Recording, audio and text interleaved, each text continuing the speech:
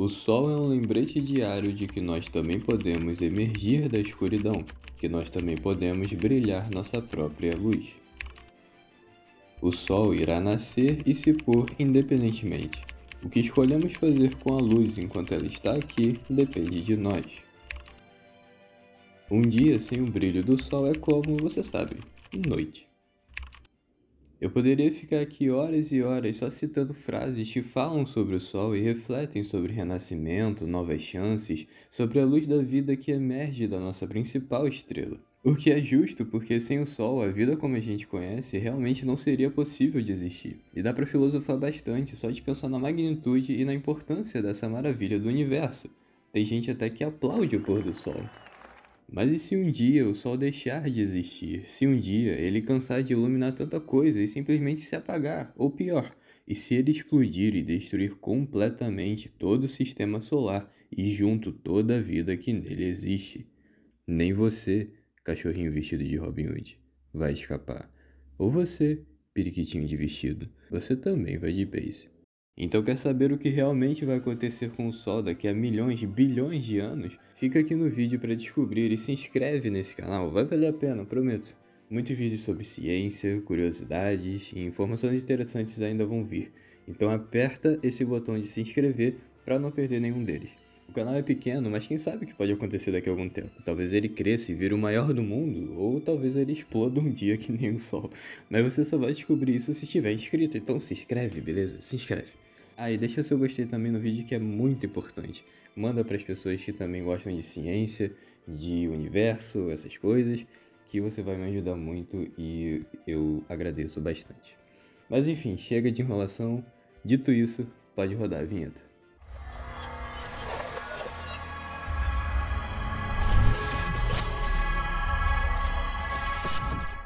Há cerca de 4,56 bilhões de anos, nosso Sol abria seus olhinhos e se esperneava no berçário estelar chamado de nuvem molecular, que é um tipo de nébula, um gigantesco aglomerado de poeira espacial que também tinha hidrogênio e hélio. E para que o nosso Sol de fato nascesse, essa nuvem gigantesca de gás e poeira teve de ser atingida por ondas de energia que viajavam pelo espaço, que provavelmente foram geradas por uma supernova. E esse choque fez com que as nuvens moleculares girassem cada vez mais rápido, fazendo também com que elas se colapsassem em torno da sua própria gravidade, ficando cada vez mais comprimidas. Com o decorrer desse processo, a nuvem acabou ficando com um formato achatado, parecido com um disco de hóquei ou uma panqueca espacial. E bem no centro dessa panqueca foi formada uma protoestrela, que é como se fosse um embriãozinho do nosso Sol. Essa protoestrela é basicamente uma esfera de gás com hidrogênio e hélio lá dentro. E só dezenas de milhões de anos depois que a temperatura e pressão foram suficientes para que fosse possível o início do processo de fusão do hidrogênio, que é a fonte de energia do Sol até hoje. Inclusive, guarda essa informação que ela vai ser bem importante daqui a pouco. E uma coisa legal também foi que os planetas e outros componentes do nosso sistema solar foram formados a partir do que sobrou dessa mesma panqueca espacial que formou o Sol. Então o material que acabou restando continuou orbitando a nossa estrelinha recém-nascida, e aos poucos os outros componentes do sistema solar também foram nascendo e se desenvolvendo, como uma bela maternidade barra creche espacial. Mas deixa eles pra lá, o que importa aqui nesse vídeo é o Sol e como ele pode destruir tudo completamente um dia.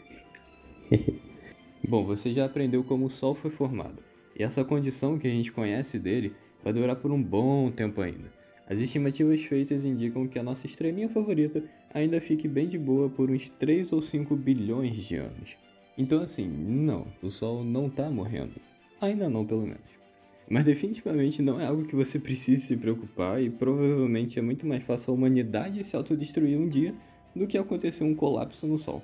Mas não deixa de ser interessante estudar isso e tentar entender como que essa estrela tão importante funciona e o que vai acontecer com ela, mesmo que a gente não esteja mais aqui para ver. Então tá, depois desses 3, 4, 5 bilhões de anos, o que vai acontecer com o nosso meninão? Bom, lembra do hidrogênio que eu falei que sofre fusão bem no núcleo do Sol? Então, ele não é infinito, e como o núcleo tem pressão e temperatura extremamente altos, ele se tornou uma região que fica bem isolada do restante do Sol. Então nenhum material novo consegue chegar até lá. Toda a energia que o Sol produz com a fusão nuclear de hidrogênio em hélio, tudo é com material que já existe no próprio núcleo, que está lá desde o processo de formação do Sol. E esse processo é extremamente importante, porque essa fusão gera uma pressão de dentro para fora, que impede que o Sol colapse em torno da sua própria gravidade. É como se fosse um cabo de guerra, uma luta constante entre gravidade e pressão vinda da fusão nuclear. Enquanto existir hidrogênio disponível no núcleo do Sol, a pressão consegue equilibrar bem essa batalha. Mas quando ele acabar, a gravidade vai conseguir comprimir mais e mais o núcleo, mas só até um certo ponto também, porque vai chegar uma hora que o Sol não vai mais aguentar essa judiação toda da gravidade e vai falar: "Nananã, gravidade, eu ainda tenho mais uma última cartada." E é aí que o hidrogênio de camadas mais externas do Sol passam a ter energia suficiente para também entrar em fusão, porque até então só o núcleo tinha pressão e temperatura suficiente para fundir átomos de hidrogênio. Mas essa compressão feita pela gravidade aumenta a densidade do Sol, então a pressão em regiões próximas ao núcleo começa a aumentar cada vez mais, e o hidrogênio que estava ali, nessas camadas mais externas próximas ao núcleo, passa a ter condições necessárias para também se fundir em hélio. E essa fusão é extremamente violenta, porque tem muita massa ao redor do núcleo, e são pressões e temperaturas que não param de aumentar. Então essa nova fusão faz com que volte a ter uma pressão de dentro para fora, só que dessa vez muito mais forte. A parada vira a panela de pressão mais perigosa do universo, e o feijãozinho quentinho que sai dela é uma bola de fogo vermelha gigantesca que cresce e cresce cada vez mais. Não é por acaso que o nome dessa fase do Sol é chamada de Gigante Vermelha, com o raio chegando próximo à órbita da Terra. E à medida que o raio do Sol for se expandindo, o núcleo também não vai parar de aumentar sua temperatura, porque a fusão dos hidrogênios externos ao núcleo em hélio também cria uma pressão no núcleo, fazendo com que a sua temperatura aumente tanto ao ponto do hélio concentrado nele também consiga se fundir em elementos mais pesados, como carbono e oxigênio, a cerca de 100 milhões Kelvin. Essa fusão de hélio nesses elementos mais pesados é importante também porque ele libera energia e cria pressão de dentro para fora que mantém o núcleo ali relativamente estável. Mas isso também não dura para sempre, porque esse hidrogênio não é infinito e esse hélio não é infinito. Então, eventualmente, o hélio do núcleo vira completamente carbono e oxigênio. E para estrelas 10 vezes mais massivas que o Sol, esse processo de fusão até continua e elementos mais pesados são formados, como neônio, magnésio, silício, até o ferro. Mas o Sol não tem massa suficiente para ser transformado em energia e chegar nas temperaturas que esses processos exigem, então ele para ali no carbono e oxigênio. E no caso do Sol, a fusão do hélio vai liberar muita energia, fazendo com que seu raio cresça ainda mais. Mas nessa liberação de energia, o Sol também vai perdendo massa. Então, no final desse processo, é formada a chamada nebulosa planetária, um grande complexo brilhante de gás ionizado em expansão, que se estende por basicamente todo o sistema solar. E bem no centro da nebulosa tem a bela anã branca, com uma densidade extremamente alta, que vai liberando o restante da energia que ainda existe nela.